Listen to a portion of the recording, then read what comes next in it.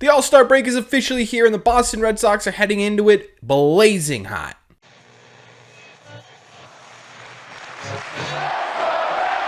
What is going on, everybody? Welcome back to Red Seat Radio. My name is Corbin. The Boston Red Sox finish up the first half of 2023 by sweeping the Oakland Athletics this weekend. They won all 3 games they played against them. And by the way, the Oakland Athletics are a terrible baseball team, but that's besides the point. Boston Red Sox were able to finish off the sweep and finish the first half of the 2023 season really strong. Now, I know the All-Star break isn't technically the exact midway point of the season, but it is sort of the ceremonial end to the first half, and the Boston Red Sox headed into the All-Star break are 48-43. They are 5 games over 500. They are 8-2 in their last 10 games, and they're only 2 spots back of a wild card position, which if you had told me those statistics about 2 or 3 weeks ago, I would have said you're absolutely insane. So the Red Sox going into the All-Star break are actually in a really good position, and it was a lot of thanks to this series. So what we are going to do in today's video is we're going to break down this latest series. We're going to talk about the latest Red Sox highlights. We're going to talk about what went well, what went wrong in this series, and we're going to talk about how this series is going to affect the 2023 season, as well as what this means for the second half of the 2023 season. But before we get into that, do me a favor, make sure you guys have hit that subscribe button if you haven't already. If you're new here, we talk Red Sox content almost every single day. Also, make sure you guys have hit the like button on this video as well. Helps these videos out a ton, and it would mean a lot to me. Thank you all very much for clicking on this one. Let's get into it. As always, we got to start with the offense in this series, and in this video, it's for a couple of reasons. The first is because if we're talking about the hottest part of this Red Sox team, it has to be the offense right now. And 2, they absolutely teed off on the Oakland Athletics, at least in the first 2 games. They weren't able to get as much offense going in the 3rd game, but they were still able to win that game. And if we're talking about the hottest people on the planet right now, Jarren Duran might just very well be up there. He's been scorching hot over the last couple of weeks. And very specifically in this series, he went 6 for 11. He was a triple shy of the cycle in the 2nd game. He had a home run in this series. He was absolutely otherworldly, and he has been otherworldly for the last couple of weeks. Again, over the last week, he has a 485 average with a 1.455 OPS. That is absolutely wild, right? He is a man on a mission right now. He is genuinely must-watch TV when he's at the plate because he does something crazy every single time he's up there, it feels like, right? Even in the last game, he got 2 pinch hit at-bats, and in one of them, he grounded a ball to second and ended up on second base with a single and an error. It was absolutely crazy. The dude is just absolutely fantastic to watch, and every single game he plays, I'm getting more and more convinced Jarren Duran is going to be a major piece of this Red Sox next championship.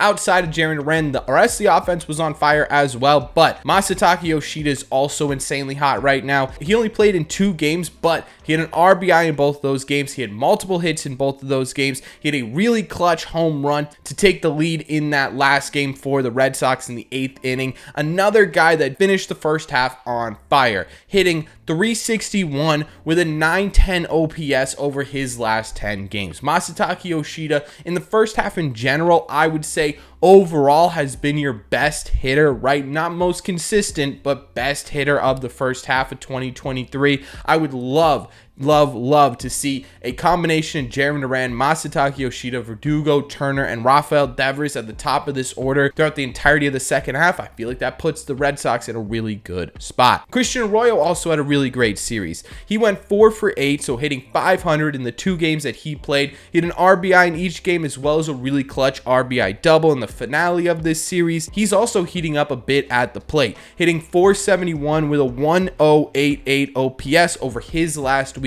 as well. A lot of really hot Red Sox hitters right now, and if we're talking about Christian Arroyo specifically, you've got Pablo Reyes coming back very soon. It's going to be interesting to see sort of which Red Sox middle infielder kind of utility guy is the odd man out. In my opinion, right now, I think it might be Kike Hernandez because of Christian Arroyo heating up at the plate. Justin Turner continues to do what Justin Turner does. He had a hit in every single game, an RBI in 2 out of 3 of these games. Just continues to be Mr. Consistent, right? We've talked about how hot he is coming into the break, but he is, again, another guy who's just been on fire for a couple of weeks now, really a couple of months for Justin Turner, and he's been sort of the anchor of this Red Sox lineup, and it's been absolutely fantastic to watch Justin Turner work. This is a guy who I pray can continue to do this in the second half because he's one of the more vital pieces of this Red Sox team right now. Alex Verdugo had a homer in this series. He also hit 500 for the entire series. Again, another really consistent piece for the Red Sox this first half of the year. At the beginning of the year, I talked about an Alex Verdugo extension. In that video, I said, look, if Alex Verdugo can continue this production, continue this improvements defensively and on the base pass by the All-Star break, I think it's time to officially start talking about extensions,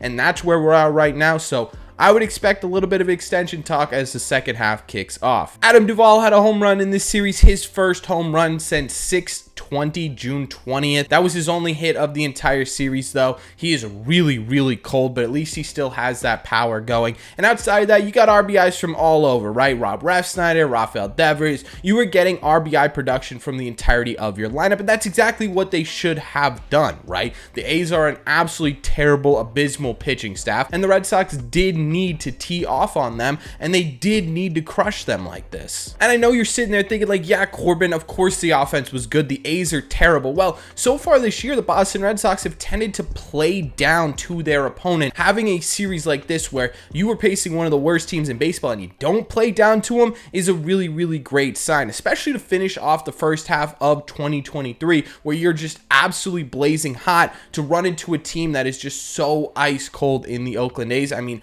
ice cold, right? They're sub-zero cold. They are the coldest cold could be. To run into those guys and not drop to their level is a really great sign, right? It looks like this Red Sox offense is really starting to turn a corner, but we have said that before, right? This offense has been streaky. It has been at times really, really hot and really, really cold, and every time they're really hot, it feels like this team is turning a corner. This time they get a break, then they come in and they face a bit of an easier schedule to kick off the second half. There is a legitimate chance that this offense has turned a corner. They look much better at the plate, not just against the Athletics, but against the Rangers, who are one of the best teams in baseball, and against the Blue Jays, who have performed better than you all year in the standings, right? So in my opinion, it really does look like the Red Sox offense has taken a turn. Hopefully, right, these last couple of days off aren't going to really mess with this Red Sox mojo. That's my biggest fear coming out of the break, is that, hey, the Boston Red Sox were really, really hot. They got 4 days off, and now they're right back to the sort of cyclical roller coaster type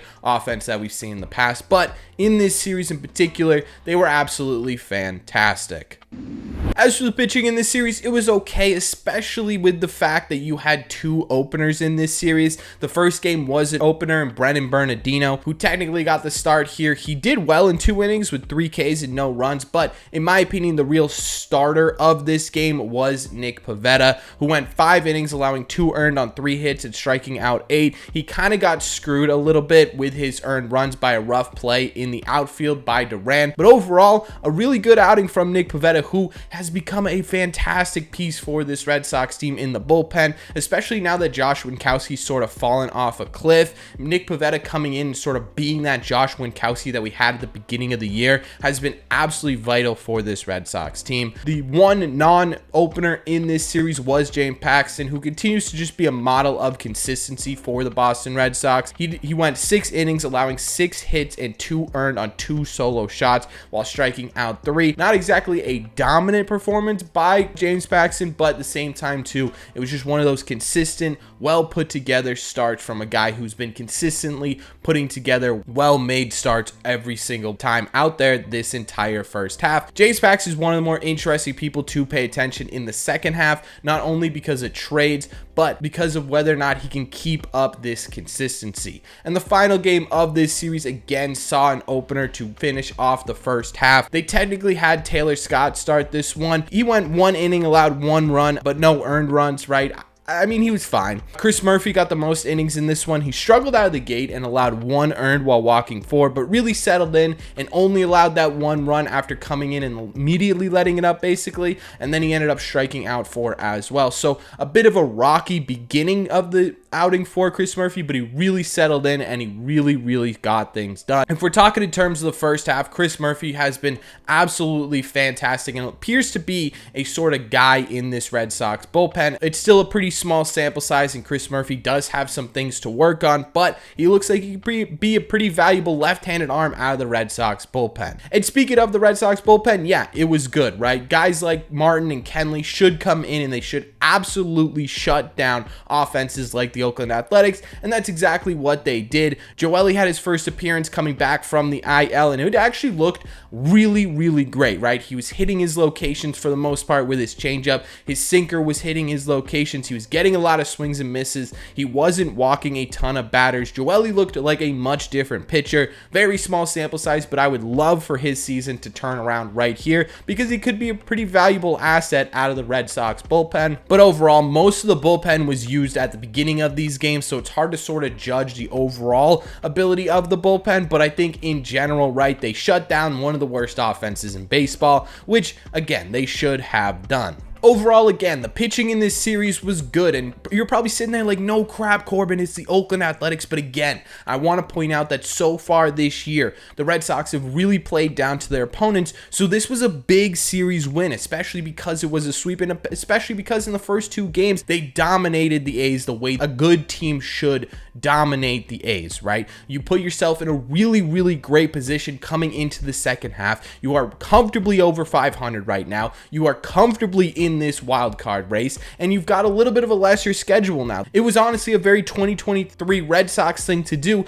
to go in there and get swept by the A's or lose 2 out of 3 to the A's, right? That felt like the 2023 Red Sox. What they did in this series did not, and that's a really great thing, right? I think going into the second half, like we talk about all the time on this channel, it's going to live or die by this offense. The way this Red Sox team performs is almost strictly based on what the offense does, and the fact that they feel like they've turned a corner and they feel like they've become a little bit more consistent is a really great sign. Listen, I understand that a lot of you guys don't believe in this Red Sox team, but I think for the most part, what everyone kind of wanted, especially going into the second half, is just to be in the mix, right? Just to be a conversation about, hey, if the Red Sox do this and this, they could end up sneaking in, right? I think that's all we wanted, and that's exactly what we got. So I feel really good about this team going into the second half of the 2023 season because it's all up in the air. And again, that's exactly what I wanted. I wanted a conversation about the Red Sox going further than the last game of the 162,